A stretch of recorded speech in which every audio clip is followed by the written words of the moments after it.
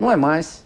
E o ministro do Supremo Tribunal Federal, Alexandre de Moraes, deve encaminhar ainda hoje à Procuradoria-Geral da República o relatório da Polícia Federal sobre o inquérito que apura a tentativa de golpe de Estado. São 37 indiciados, entre eles o ex-presidente Jair Bolsonaro. O procurador Paulo Gonet terá um prazo inicial de 15 dias para examinar os pedidos. O parecer oficial será previsto para ser entregue em fevereiro de 2025. Guilherme Mendes, eu vi no final de semana a manchete de um jornal de grande circulação que o Supremo espera concluir o julgamento de Jair Bolsonaro em 2025, para não atrapalhar as eleições. Mas como é que o Supremo pode concluir o julgamento de Jair Bolsonaro se ainda não houve oferecimento de denúncia? Eles mandam no Ministério Público, o Ministério Público não pode analisar o relatório e concluir pelo arquivamento? Vamos lembrar que muitas das coisas que estão lá vieram da delação do Mauro Cid, que foi rejeitada pelo Ministério Público. Foi feita pela Polícia Federal. Então, como você acha que se desenrolará este julgamento, caso venha a ser oferecida a denúncia?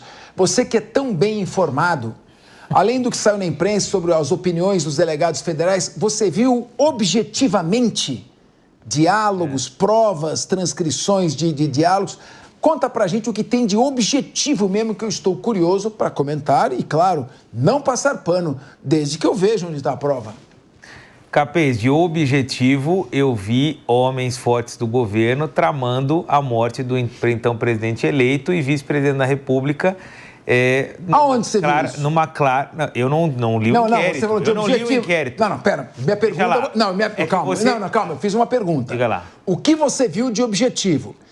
Eu não estou falando o que você viu, o que você viu de objetivo, elementos. Não, aí começa a discussão. Não, começa a discussão jurídica, não é? Se planejar configuraria um crime. Se o fato de não ter dado início à execução configuraria em si um crime. O ministro Gilmar Mendes já se posicionou em tese, é óbvio, ele não se debruçou sobre o processo, de que sim, o fato de planejar um eventual golpe ou a morte de um presidente eleito e do vice-presidente já configuraria, no entender dele, um crime. Óbvio que há outros doutrinadores que entendem que não, que o crime só se configuraria no início da execução. Aliás, como é essa a teoria penal mais aceita, não é? Aqui você, Capês, é um especialista, é um papa nisso. Eu não vou nem me arriscar em debater isso contigo. Diga lá. Me permita. Eu não quero aqui debater teoria jurídica. Sim. Vamos dizer que se eles planejaram, eles têm que ser punidos. Vamos dizer. Eu não vou debater que o crime, o conatus, a tentativa só começa com o início da execução. Mas não vou discutir isso. Sim. A pergunta que eu faço é: eles planejaram como? O que eles falaram? O que eles estavam conversando? Eu queria ler lá os diálogos, o que eles falaram, como é que foi. Eu não vi isso. Então, não foi divulgado, ninguém viu, até porque o Mauro Cid tentou apagar do celular dele, não é? Graças a um software israelense. Mas o que ele tentou apagar? Eu queria ler. Conversas, diálogos, eu acho que marcação de reuniões, foi isso que saiu à imprensa. Então, mas eu queria ver quais são os... O que foi falado efetivamente? De fato, essas provas não foram exibidas, esse inquérito não vazou. Nós vamos ter acesso a tudo isso na hora em que o procurador Gonet vier ou não a oferecer a sua denúncia. Eu creio que a gente está aqui debatendo o que sai na imprensa. Agora, o inquérito policial é, por definição, e deve ser sigiloso. Nós não podemos celebrar aqui vazamento de informação. Aqui não é Lava Jato, em que a informação estava primeiro na imprensa... Mas se o inquérito é sigiloso, por que vazou, então? Então, exatamente, esse é o ponto. Mas quem vazou? Mas não vazou a ponto de a gente ter acesso às provas. O que para mim é muito interessa. Bom. Só vazaram as versões? Não, vazaram as versões daqueles que leram o inquérito e de alguma maneira... Não vazou a prova, então, os elementos? Não, mas agora nós vamos ter acesso à prova, porque o procurador de Justiça, o Procurador-Geral da República, vai ser obrigado a apresentar provas para instruir a sua denúncia. Ou então a denúncia vai ser deserta, não vai ter eficácia. De fato, o momento das provas é agora. O que a gente viu na imprensa eram versões daqueles que de alguma maneira tiveram contatos com o inquérito e agora vieram a público falar com a imprensa. É muito bom que a Polícia Federal trabalhe a portas fechadas em sigilo, de forma independente, como ela vem fazendo. Se os elementos que ela apurou são suficientes para indiciar alguém, quem vai fazer esse juízo de valor é o procurador Gonê. Espero que, de fato, não tenha sido um fogo de palha, como a gente viu acontecer em outras épocas aqui nesse país, e que a Polícia Federal tenha trabalhado com a independência e rigor necessária para conseguir todos os elementos de prova possíveis. E o Procurador-Geral da República, de uma forma isenta, aliás, como todos os outros, inclusive antecessores, atuaram, só vai certamente oferecer denúncias contra aqueles que ele tiver provas muito robustas. Acho que a normalidade processual vem seguindo, a polícia fez a parte dela, vai entregar o relatório, quer dizer, já entregou para o ministro Alexandre, que vai encaminhar para a PGR. Se o Procurador-Geral achar que tem indícios de autoria e materialidade, ele vai distribuir as denúncias, nada de excepcional. Tudo bem. Bom, Ricardo Roos, eu acho que o que nós temos que zelar aqui é pelo devido processo legal. Acho que não cabe a nós passar pano se alguém planejou a morte de alguém, mas para mim tem que ser punido efetivamente. Acho que é muito grave esse fato. Se alguém planejou um golpe de Estado, tem que ser punido efetivamente. O que eu estou dizendo é o seguinte, quais são os elementos, qual a prova, terão direito a um julgamento imparcial? A Procuradoria-Geral da República vai analisar provas objetivas e oferecer, se houver indícios, porque eu vejo um sujeito vai lá, um maluco, se explode no meio da Praça dos Três Poderes. De repente já surgem diálogos do celular do Mauro Cid que não haviam sido revelados, então se ele ocultou, por que não cancelaram a delação dele? E já surge o indiciamento, vem logo em seguida e o processo se precipita, coincidindo com o projeto que vai votar anistia de 8 de janeiro, a vitória do Donald Trump. Então, eu fico um pouco inseguro o que é narrativa e o que é fato.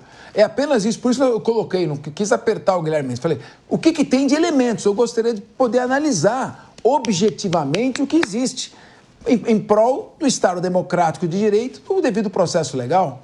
Capês, na minha opinião, o que nós temos até agora é nada mais que uma grande narrativa.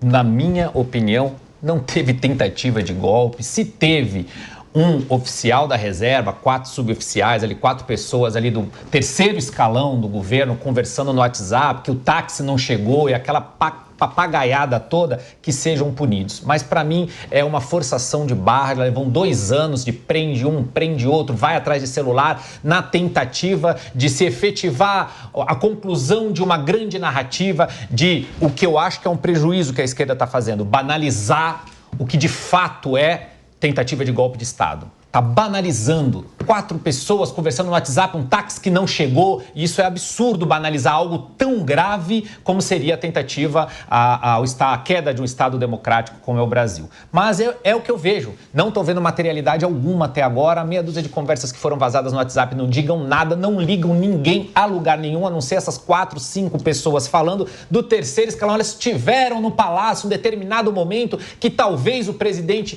Jair Bolsonaro estivesse, é uma criação e uma forçação de barra numa narrativa que é corroborada por parte da imprensa, que eu não vejo chegar a lugar nenhum, a não ser uma perseguição em cima do ex-presidente Jair Bolsonaro, forçando a barra para tentar tirar o ex-presidente das eleições de 2026. Na minha opinião, com o que está posto até agora, é a única coisa que eu consigo enxergar, uma grande narrativa. Doutora Raquel Galinetti, a senhora é delegada de polícia, eu escrevi vários artigos, todos publicados no Conjur. Eu analisei a questão da falsificação dos dados da carteira de vacinação. Concluí que ali não havia crime. Analisei a questão dos presentes. Concluí ali que não havia crime. Analisei o rascunho da minuta do decreto de sítio e falei que ali não havia crime. E as coisas foram se sucedendo. É isso, não é aquilo. Parece uma ficha expedition. Você vai ir atrás de uma pescaria probatória, tentar achar alguma coisa. E o que me preocupa é a investigação ter como foco a pessoa e não os fatos. Quer dizer, é básico do processo penal democrático que sejam investigados impessoalmente fatos e se os fatos chegarem às pessoas, nesse caso elas são responsabilizadas. A Polícia Federal sempre agiu dessa maneira. Então, isso preocupa um pouco. Por isso nós estamos falando, onde estão as provas? Por que ela surgiu de uma hora para outra, de repente? O que é esse plano de assassinar ministro do Supremo, presidente da República, vice-presidente? Como é que foi esse plano? Qual a potencialidade desse plano ter dado certo? Essas coisas que a comunidade jurídica pede para ver, porque dá a impressão que são narrativas. Professor, eu vou antes do fato concreto. O juiz que apita, que é o árbitro de um jogo de futebol, ele não pode marcar o pênalti. É muito estranho quem defende o Estado democrático de direito, quem defende as balizas constitucionais do sistema de justiça, aceitar que uma figura dentro do sistema de justiça, mesmo pertencente à corte máxima do nosso país, avoque para si atribuições de polícia judiciária, do Ministério Público, da defesa, do julgador, do próprio Poder Judiciário e mais, figure como vítima.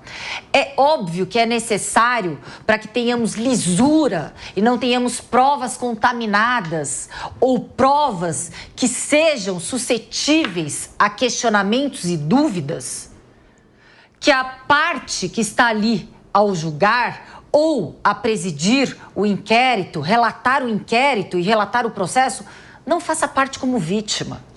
Então, em primeiro lugar, a gente tinha que separar e respeitar as nossas balizas constitucionais dentro do sistema de justiça. Se a gente não se atentar a uma defesa intransigente dos pilares de uma democracia, não tem nem como falarmos, professor, das provas no caso concreto.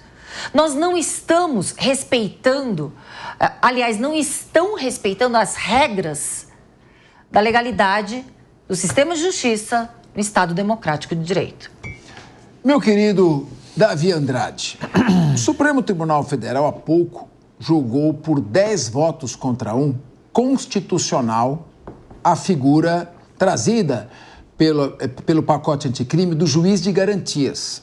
O juiz que atua na fase da investigação, juiz que decreta prisão, juiz que decreta bloqueio de bens, juiz que autoriza interceptação telefônica, juiz que concede liberdade provisória, se entendeu pela figura do juiz de garantias que ele fica comprometido com a tese da acusação. Sim. Você imagine, por exemplo, um juiz que decreta a prisão preventiva de um investigado, mantém esse investigado preso até o momento da sentença e na hora que ele vai julgar, ele fica em dúvida se tem provas suficientes ou não. Como é que ele vai absolver esse investigado que ele manteve preso até então? Corrigindo o próprio... praticamente um impulso quase que psicológico para que ele condene. Por isso o Supremo entendeu o seguinte: juiz que participa da fase de investigação é suspeito para julgar a causa principal. Ele não pode nem receber a denúncia, assim decidiu o Supremo Tribunal Federal.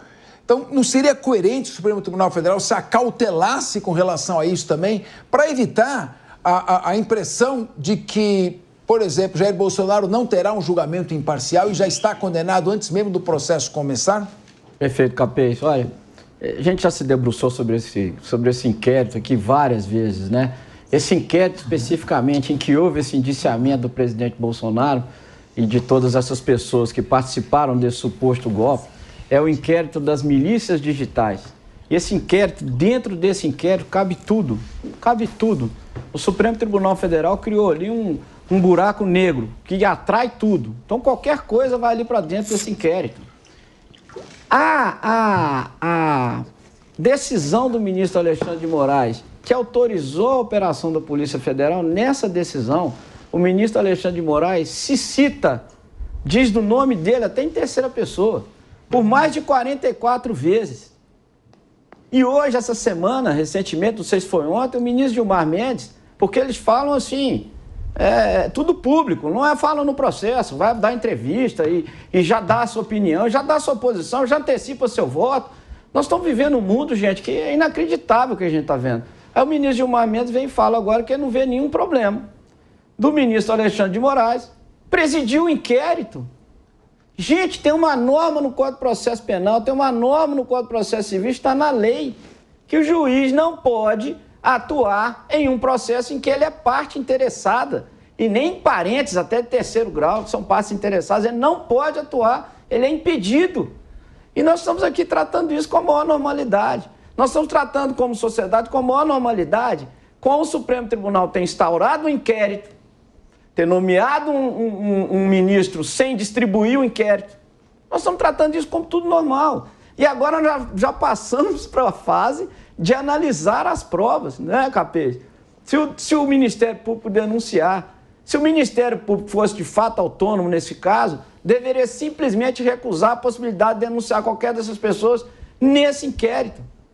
Porque não é da competência do Supremo, porque está errado, porque nasceu errado. Mas não vai ter essa coragem. Eu duvido muito que o Ministério Público não vá fazer a denúncia. Duvido muito. Então, assim, é um inquérito todo viciado, procedimentalmente viciado, as normas foram todas rompidas, o direito foi rasgado, a Constituição foi esmigalhada e agora nós vamos discutir se a prova no processo para condenar essas pessoas. Não deveria nem existir o inquérito. E os fatos? O fato é esse. E os fatos? Que sejam investigados na instância competente. Nós estamos falando de processo. E os fatos? E os fatos? Sobre os fatos ninguém tem nada a falar? Eu não tenho. Você viu?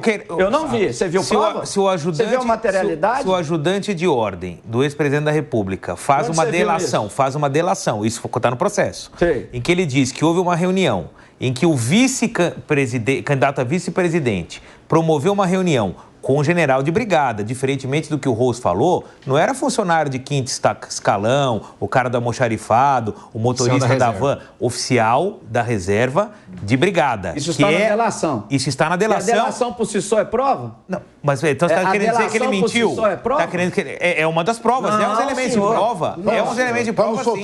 Vamos lá. Vamos partir. Ele foi lá ouvir a testemunha. Só para a gente fazer só para a gente balizar.